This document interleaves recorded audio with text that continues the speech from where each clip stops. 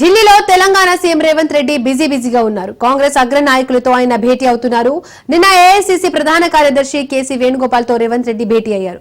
కొత్త మంత్రులకు శాఖల కేటాయింపులతో పాటు మరికొన్ని కీలక అంశాలపై చర్చించినట్టుగా తెలుస్తోంది. పీసీసీ కార్యవర్గం కార్పొరేషన్ చైర్మన్ల భర్తీపై కేసీ వేణుగోపాల్ తో సీఎం చర్చించారు. స్థానిక సంస్థల ఎన్నికల నేపథ్యంలో పీసీసీ కార్యవర్గంతో పాటు కార్పొరేషన్ చైర్మన్లను భర్తీ చేస్తే ఎలా ఉంటుంది అనే అంశంపై సమాలోచనలు జరిపినట్లుగా సమాచారం అందుతోంది. ఇవాళ కూడా సీఎం కాంగ్రెస్ నాయకులతో భేటీ అవుతారని తెలుస్తోంది.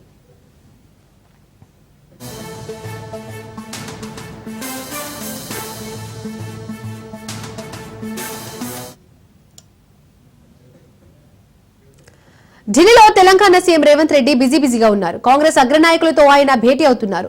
నిన్న ఏఐసీసీ ప్రధాన కార్యదర్శి కేసీ వేణుగోపాల్ తో రేవంత్ భేటీ అయ్యారు. కొత్త మంత్రులకు శాఖల కేటాయింపులతో పాటు మరికొన్ని కీలక అంశాలపై చర్చించినట్టుగా తెలుస్తోంది. పీసీసీ కార్యవర్గం కార్పొరేషన్ చైర్మన్ల భర్తీపై కేసీ వేణుగోపాల్ తో సీఎం చర్చించారు. స్థానిక సంస్థల ఎన్నికల నేపథ్యంలో పీసీసీ కార్యవర్గంతో పాటు కార్పొరేషన్ చైర్మన్లను భర్తీ చేస్తే ఎలా ఉంటుంది అనే అంశంపై సమాలోచనలు జరిపినట్లుగా సమాచారం అందుతోంది. ఇవాళ కూడా సీఎం కాంగ్రెస్ నాయకులతో భేటీ అవుతారని తెలుస్తోంది.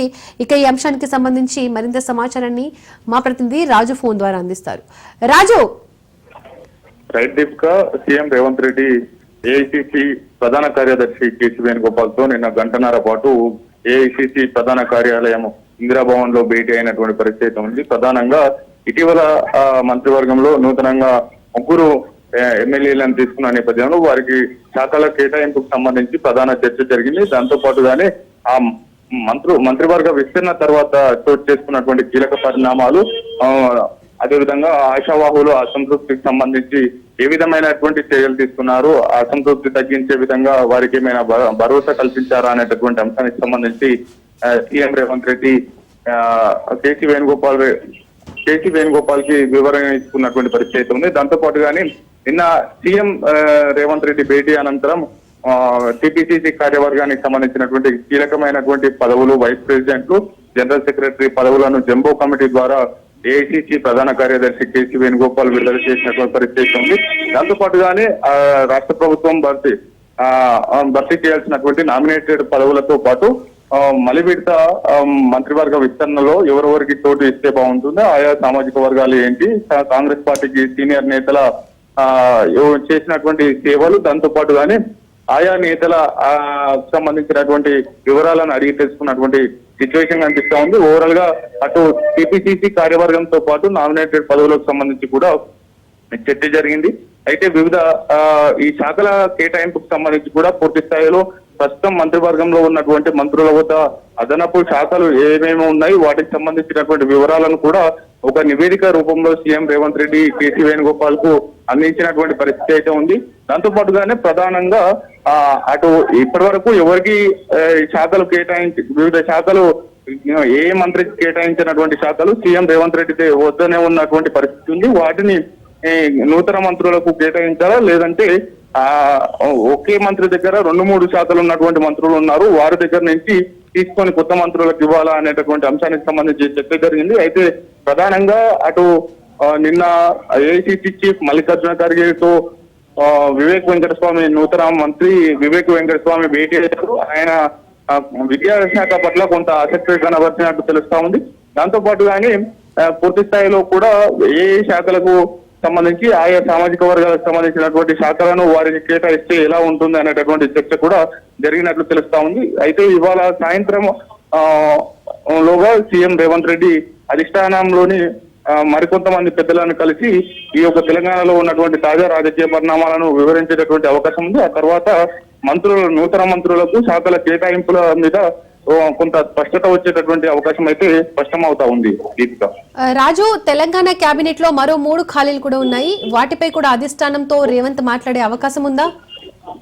డెఫినెట్ గా నిన్న జరిగినటువంటి కేసీ వేణుగోపాల్ తో సీఎం రేవంత్ రెడ్డి గంటన్నర పాటు జరిగినటువంటి భేటీలో ఈ అంశం కూడా చర్చకు వచ్చింది. అయితే మిగిలినటువంటి 3 కేబినెట్ భర్తలను ఎవరిని తీసుకోవాలనేటటువంటి అంశానికి సంబంధించి కూడా చర్చ జరిగింది. అయితే ఇప్పుడు రెండవసారి ప్రస్తుతం జరిగినటువంటి మంత్రివర్గ విస్తరణలో ఓసీ సామాజిక వర్గానికి కాకుండా బీసీ, ఎస్టీ సామాజిక వర్గాలకు అవకాశం ఇచ్చిన నేపథ్యంలో మిగతా మరోసారి త్వరలో జరిపేటటువంటి మంత్రివర్గ విస్తరణలో ఓసీ సామాజిక వర్గానికి పెద్దపీట వేసేటటువంటి అవకాశం ఉంది. వివిధ జిల్లాలకు ప్రాతినిధ్యం లేదు కాబట్టి ఆయా జిల్లాలకు నిజామాబాద్ జిల్లాలతో ఉమ్మడి నిజామాబాద్ జిల్లాతో పాటు హైదరాబాద్ రంగారెడ్డి జిల్లాలకు ప్రాతినిధ్యం లేదు. ఆయా జిల్లాలకు సంబంధించినటువంటి నేతలకు కట్టబెడతారా, లేదంటే ఇప్పటికే సుదర్శన్ రెడ్డి, రాజగోపాల్ రెడ్డి వారితో పాటుగానే ప్రేమ్ సాగర్ రావు కూడా ఆశిస్తా ఉన్నారు. మరోవైపు ఉమ్మడి రంగారెడ్డి జిల్లా నుంచి మల్రెడ్డి రంగారెడ్డి కూడా మంత్రి పదవి ఆశిస్తున్న నేపథ్యంలో ఎవరికి కట్టబెట్టాలి, ఎవరిని బుజ్జగించి ఇప్పుడు ప్రస్తుతం మంత్రివర్గంలోకి అదేవిధంగా డిప్యూటీ స్పీకర్ గా తీసుకున్నటువంటి రామచంద్ర నాయక్, అడ్లూరు లక్ష్మణ్ ఇద్దరి విప్పు పదవులు కూడా ఖాళీ అవుతాయి. కాబట్టి ఆ విప్పు పదవులతో మరి ఆశావాహులను కొంత సంతృప్తి పరిచేటటువంటి అవకాశం ఉందా అనేటటువంటి అంశానికి సంబంధించి కూడా చర్చ జరిగింది.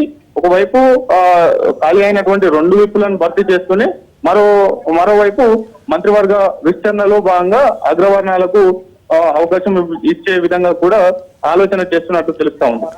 రాజు, అలాగే కొత్త మంత్రులకు శాఖలకు సంబంధించిన కేటాయింపులపై ఇవాళ ప్రకటన వెలువడే అవకాశం ఉందా?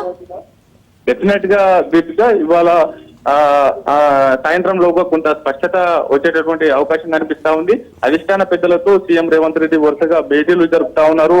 నిన్న అటు కేసీ వేణుగోపాల్ తో సీఎం భేటీ జరిపిన నేపథ్యంలో కూడా పార్టీ కోసం పార్టీని మరింత తెలంగాణలో బలోపేతం చేయాలి. ఇప్పటికే మంత్రివర్గ విస్తరణలో బీసీలకు ఎస్సీ ఎస్టీలకు అవకాశం ఇచ్చాం, అన్ని సామాజిక వర్గాలకు న్యాయం చేసినట్లయింది. ఎస్సీ వర్గీకరణ, బీసీ కులగణన చేసి మంచి పేరు తెచ్చుకున్న నేపథ్యంలో ఇప్పుడు మంత్రివర్గ విస్తరణలతో కూడా ఆయా సామాజిక వర్గాల్లో కాంగ్రెస్ పట్ల సానుకూల పవనాలు వీస్తున్న నేపథ్యంలో దీన్ని ఇదే విధంగా స్థానిక సంస్థలకు కంటిన్యూ చేయాలి.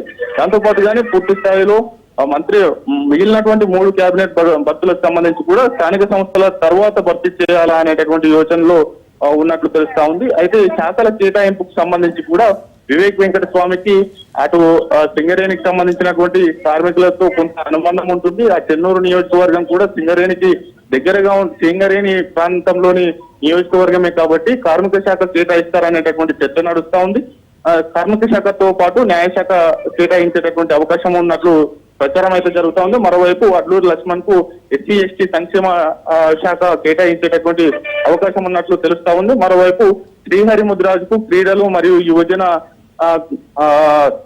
శాఖలతో పాటు పశుసంవర్ధక శాఖలు కూడా కేటాయిస్తారనేటటువంటి చర్చ అయితే నడుస్తుంది. అయితే కొంత నేతలను వారికి కూడా కీలకమైనటువంటి ఆయా సామాజిక వర్గాలను దృష్టిలో పెట్టుకొని ఆయా సామాజిక వర్గాలకు సంబంధించినటువంటి సమస్యలు వారికి ఎరిగిన నేతలు కాబట్టి ఆయా శాఖలు కేటాయిస్తే కొంత మెరుగైన పవనాలు కాంగ్రెస్ పార్టీ పట్ల పవనాలు వీల్చే అవకాశం ఉంటుంది అనేటటువంటి భావన ఉన్న నేపథ్యంలో వారికి కూడా కీలకమైనటువంటి శాఖలు కేటాయించేటటువంటి అవకాశం ఉంది. అయితే ఇప్పటికీ ఎవరికి కేటాయించని శాఖలు కేటాయించాలా, లేదంటే ఒక్కొక్క మినిస్టర్ వద్ద మొదటి విడతలో కేబినెట్ లో చోటు సంపాదించుకున్నటువంటి మంత్రుల వద్ద ఒకటికి మించి శాఖలు ఉన్న నేపథ్యంలో వారి దగ్గర ఉన్నటువంటి శాఖను తీసి కొత్త మంత్రులకు ఇవ్వాలా అనేటటువంటి చర్చ జరుగుతా ఉంది. ఏది ఏమైనప్పటికీ కేబినెట్ లో మొదటి నుంచి ఉన్నటువంటి మంత్రులు ఒకరి శాఖలు మార్పులు జరిగేటటువంటి అవకాశం ఉంది అనేటటువంటి